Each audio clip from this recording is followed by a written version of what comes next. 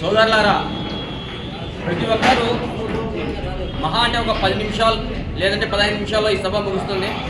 ప్రతి ఒక్కరు బయట ఉన్న వాళ్ళు అందరూ కూడా లోపలికి వచ్చి కూర్చోవలసిందిగా కోరుచున్నాను. ఈరోజు మదనపల్లి వేదికగా బహుజన సేన ఆధ్వర్యంలో జరుగుతున్నటువంటి ఈ బీసీ సదస్సుకు వచ్చినటువంటి బీసీ సోదరులకు, మైనార్టీ సోదరులకు, ఇతర కుల సంఘ నాయకులకు, అలాగే విద్యార్థులకు, మహిళలకు, మేధావులకు, ఎంప్లాయీస్ యూనియన్లకు, ఆటో యూనియన్లకు,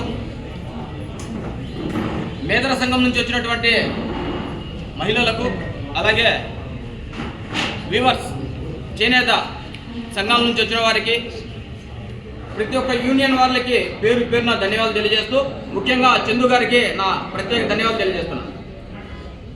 అదేవిధంగా ఈరోజు 69వ బాబాసాహెబ్ అంబేద్కర్ గారి వర్ధంతిని పురస్కరించుకొని మదనపల్లిలో జరుగుతున్న ఈ బీసీ సమైక్యకు సదస్సుకు వచ్చినటువంటి ప్రతి ఒక్కరికి పేరు పేరున ధన్యవాదాలు. ఈరోజు రాష్ట్రంలో జరుగుతున్నటువంటి బీసీ వాదం, ఈ బీసీ వాదంలో అగ్ర కులాలు బాగుపడుతున్నాయి తప్ప బీసీలు, బడుగు బలహీన వర్గాలు ఎవరు కూడా ఇప్పటి వరకు అనుకున్న స్థాయిలో ఎవరు లేరు అనేది నా అభిప్రాయం. అలాగే మండల స్థాయి నుంచి రాష్ట్ర స్థాయి వరకు బీసీ కులాలు దాదాపుగా 140 వరకు ఉన్నాయి.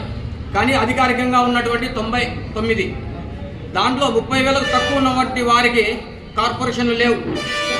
గతంలో వైఎస్ఆర్ కాంగ్రెస్ పార్టీలో 56 కార్పొరేషన్లు చేశారు.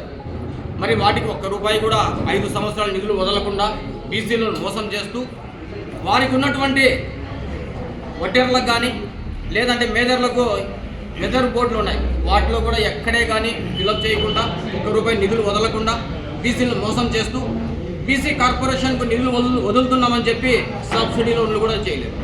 ఎందుకు చెప్తున్నా అంటే మనం ఎప్పుడు సబ్సిడీ లోన్ల కోసమే ప్రయత్నం చేయాలా, సబ్సిడీ లోన్ల కోసం ఉద్యమాలు చేయాలా, లేదంటే కనుక కార్పొరేషన్ డైరెక్టర్లు ఇవ్వండి ఉద్యమాలు చేయాలా, లేదంటే కనుక మాకు చైర్మన్లు ఇవ్వండి అని వాళ్ళ ఇళ్ళగడ కాపలా కాయాలా.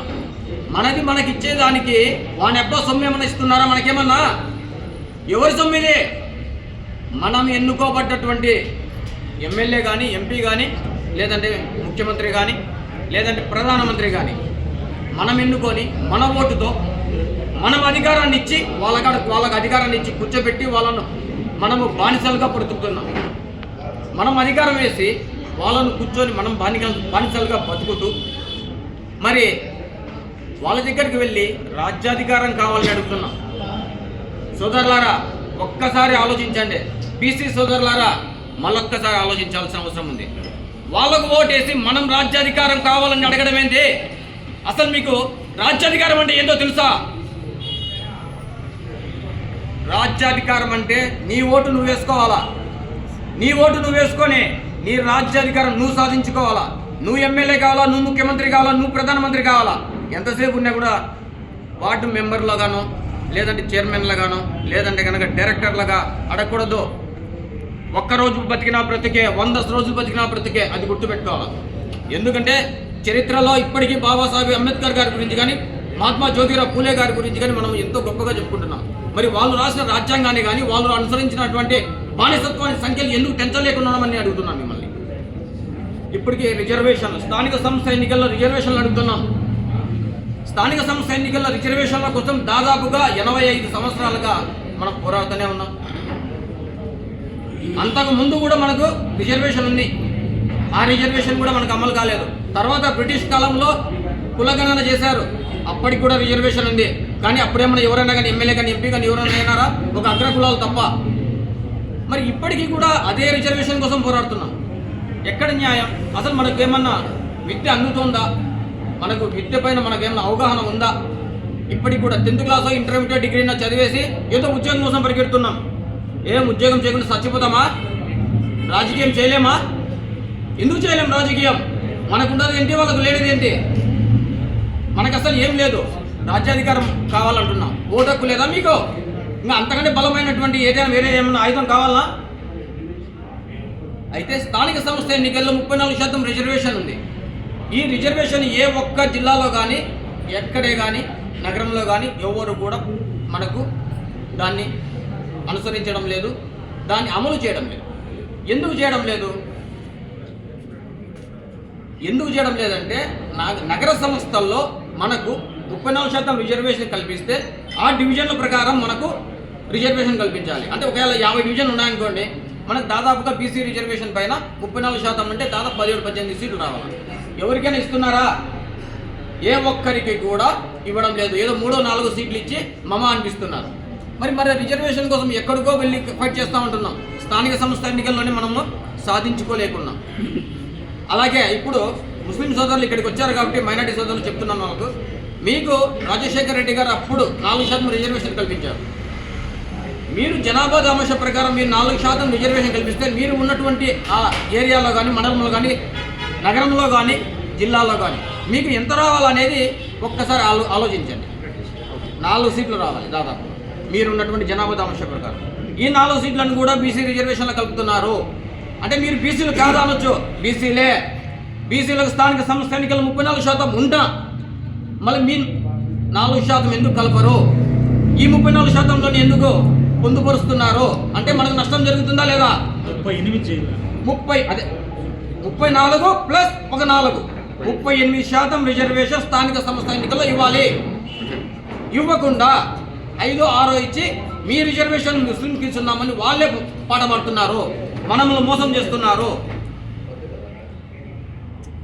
కనుక మనకు స్థానిక సంస్థ ఎన్నికల్లో మనం రిజర్వేషన్ సాధించుకుంటే ఖచ్చితంగా రేపు రాబోయే కాలంలో కూడా మనము దేశవ్యాప్తంగా జనాభాలో ఎంతమంది ఉన్నామో బీసీలు దాదాపు 64% ఉన్నారు. 64% 50% రిజర్వేషన్ సీలింగ్ ఎత్తేయాలంటున్నారు, సీలింగ్ చేయకూడదు అంటున్నారు. మరి ఇప్పుడు ఈడబ్ల్యూఎస్ అని పెట్టి దాదాపు 5% జనాభాలో 5% ఉన్నటువంటి అగ్ర కులాలకు 10% రిజర్వేషన్ ఇచ్చారు. ఈ 10% వల్ల మనకు ఉద్యోగాలపై ఎస్సీ ఎస్టీలకు బీసీలకు ప్రతి ఒక్కరికి నష్టమే. ఈ ఈడబ్ల్యూఎస్ ఎకనామికల్ వీకెండ్ సెక్షన్ దాన్ని ఫస్ట్ నిలుపుదల చేయాలా? మీకు రిజర్వేషన్ ఇస్తే మాకు అభ్యంతరం లేదు, మీ 5%లో ఉన్నటువంటి వాళ్లకు 10% రిజర్వేషన్. ఈ 10% వల్ల బీసీలు నష్టపోతున్నారు, ఎస్టీలు నష్టపోతున్నారు, ఎస్సీలు నష్టపోతున్నారు. ఫస్ట్ నిలబెట్టండి, వాటిని నిలబెట్టి మీ జనాభా దామాష ప్రకారం రిజర్వేషన్ కేటాయించండి అగ్ర కులాలకు. కానీ ఈ ఈడబ్ల్యూఎస్ ఇప్పుడు 10% నిలబెట్టాలని బీసీ డిమాండ్. ఫస్ట్ ప్రతి ఒక్కరూ దానిపైన అవగాహన కల్పించుకోవాలి. ఈ ఈడబ్ల్యూఎస్ వల్ల ఉద్యోగాలు లేవు. ఎస్సీల కంటే అగ్ర కులాలకు ఈడబ్ల్యూఎస్ సర్టిఫికేట్ పెట్టి వాళ్ళకు ఉద్యోగాలు వస్తున్నాయి. మరి ఏ గజిటెడ్ ఆఫీసర్ పై స్థాయిలో ఎవరికైనా మన బీసీలకు కానీ, ఎస్సీలకు కానీ, ఎస్టీలకు కానీ ఉద్యోగాలు ఉన్నాయో చెప్పాలి. ఎవరైనా సరే ఎవరు చూసినా ఎంఆర్ స్థాయి కిందనే ఉన్నారు తప్ప పై స్థాయిలో ఎందుకు లేరు? మనకు రిజర్వేషన్లు అమలైతే ఎందుకు లేరు? మరి ఓపెన్లో కూడా మన వాళ్ళు మంచి స్థాయిలో ఉన్నారు, టాపర్స్ ఉన్నారు ఎడ్యుకేషన్లో కూడా. మరి వాళ్ళకు రిజర్వేషన్ ఎందుకు ఉద్యోగం కల్పిస్తున్నారు? ఓపెన్లో ఎందుకు కల్పించడం లేదు? వీళ్ళకు టాపర్కు ఓపెన్లో కల్పిస్తే రిజర్వేషన్ ఇంకొకరికి అవకాశం వస్తుంది కదా. మరి దీన్ని ఎందుకు మరి ఎవరైనా ప్రశ్నించడం లేదు? అలాగే బీసీలకు ఏ బోర్డులు ఉన్నాయో, ఏ మైన్స్ ఉన్నాయో, మరి ఆ కులాలకు తగ్గట్టు మత్స్యశాఖ ఉంటే మత్స్యశాఖ మేదర వాళ్ళకు, లేదంటే మేదర్లకు వెదర్ బోర్డులు, ఈ వడ్డేర్లకు మైన్స్, ఇవన్నీ ఎందుకు అప్పచెప్పలేకపోతున్నారు? అగ్ర కులాల చేతులు ఎందుకు ఉంటున్నాయి? మనం ఏదో ఒక మీటింగ్ పెట్టుకుంటున్నాం, మనం వచ్చి ఏదో 4 మాటలు మాట్లాడేసి వెళ్ళిపోతున్నామే. వడ్డేరు అంటే ಮತ್ತೆ ప్రతి ఒక్కరు వడ్డే, నాట్ ఓన్లీ వడ్డేరా, ప్రతి అన్ని కులాలకు చెప్తున్నాను. మీరు కులంలో ఏ జిల్లాలో చూసినా కనీసం 30,000 మంది తక్కువ ఉంటారు, ఎక్కడైనా కానీ, ఏ కులస్తులు అయినా కూడా. మరి ఈ కులస్తులందరూ ఎందుకు మనం గట్టిగా నిలదీయలేకున్నారు? అగ్ర కులాల చేతిలో మైన్స్ ఎందుకున్నాయి? అగ్ర కులాల చేతిలో మత్స్యశాఖలు ఎందుకుంటున్నాయి? ప్రతి స్కూలు వాళ్ళవే, మైన్స్ వాళ్ళవే, రోడ్లు వాళ్ళవే, కాంట్రాక్టులు వాళ్ళవే.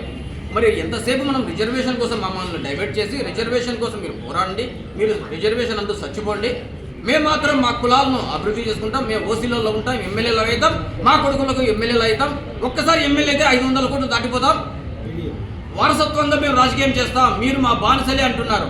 మరి మనందరం ఆలోచిస్తున్నారా లేదా? రిజర్వేషన్ కాదు మాకు కావాల్సిందే ముఖ్యమంత్రి స్థానం, రిజర్వేషన్ కాదు మాకు కావాల్సిందే ఎమ్మెల్యే స్థానం. ముఖ్యమంత్రి, ఎమ్మెల్యే, ఎంపీ అయితే రిజర్వేషన్ మనకు అక్కర్లా. ఒకవేళ మీరు రిజర్వేషన్లు ఖచ్చితంగా అమలు చేస్తే ఖచ్చితంగా ప్రతి కులానికి ఒక్కసారి రిజర్వేషన్ అమలు చేయండి. ఒకే ఒక్కసారి రిజర్వేషన్ అమలు చేయండి. ఎందుకు ఈ మాట అంటున్నా అంటే, ఒకవేళ నాకు ఉద్యోగం వచ్చింది అనుకోండి, రిజర్వేషన్లో నా బిడ్డలను కానీ నా కుటుంబాన్ని కానీ ఆర్థికంగా బలంగా ఉంటా. ఆ తర్వాత నాకు నెక్స్ట్ తరానికి రిజర్వేషన్ అవసరం లేదు. ఎందుకంటే నేను పిల్లలు చదివించుకుంటా, ఆర్థికంగా సమాజంలో గౌరవంగా బతుకుతా, అంతో ఇంత డబ్బులు వెనకలేస్తాను. మరి అలాంటప్పుడు నాకు రిజర్వేషన్ అవసరం లేదు. అంబేద్కర్ గారు కూడా చెప్పారు, ఏ కులానికైనా 10 సంవత్సరాల రిజర్వేషన్ అమలు చేయండి అని. ఏ ఒక్కరు కూడా ఇప్పటి వరకు కనీసం ఒక్కసారి కూడా అమలు చేయడం లేదు. మనను డైవర్ట్ కేవలం రిజర్వేషన్ల పైన, ఎన్నికలు వచ్చినప్పుడు రిజర్వేషన్ పైన లేదంటే కార్పొరేషన్ల పైన మనల్ని డైవర్ట్ చేస్తున్నారు తప్ప రాజకీయంగా బీసీలను ఎదగనివ్వకుండా చేస్తున్నారు. అలాగే మనకు విద్యా హక్కు చట్టం యువతకు అలాగే విద్యార్థి సంఘ నాయకులకు మేము ఒకటే చెప్తున్నాం, విద్యా హక్కు చట్టాన్ని అమలు చేయండి అని ప్రతి ఒక్కరూ గవర్నమెంట్ డిమాండ్ చేయండి. మీకు అందుబాటులో ఉన్నటువంటి ఎంఆర్ఓ ఆఫీసులు కానీ, ఆర్టీఓ ఆఫీసులు కానీ, డిఓ ఆఫీసులు కానీ, ఎంఈఓలు కానీ ఒక రిప్రజెంటేషన్స్ ఇవ్వండి. వాళ్ళని గట్టిగా అడగండి, మాకు విద్యా హక్కు చట్టాన్ని అమలు చేస్తే ప్రతి స్కూల్లో పిల్లల బోర్డులు వేయాలి. పిల్లలకు 1వ క్లాస్ నుండి 5వ క్లాస్ వరకు, 5వ క్లాస్ నుండి 10వ క్లాస్ వరకు, 10వ క్లాస్ నుండి ఇంటర్ డిగ్రీ వరకు ఎవరికి సంవత్సరానికి ఎంత ఫీజులు అంటే ఒక బోర్డు ఏర్పాటు చేయాలి. మీకు ఇష్టం వచ్చినట్టు 30,000 నుంచి 1,00,000 వరకు వసూలు చేస్తున్నారు. బస్సు ఫీజులు అని లక్షలు వసూలు చేస్తున్నారు.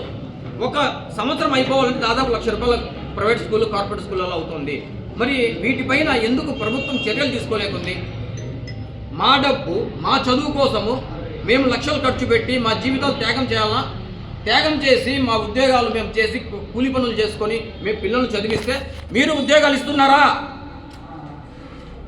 మా ఉద్యోగాలు మాకు ఎందుకు ఇవ్వరు? విద్యా హక్కు చట్టాన్ని ఎందుకు అమలు చేయరు? ఉద్యోగాలు లేవు, యువత ఎక్కడికి వెళ్ళాలి? ఏం పనులు చేయాలి? అలాగని ఉపాధి చూపిస్తున్నారా బీసీలకు? లేదు, అది కూడా మీ చేతుల్లోనే ఉంది.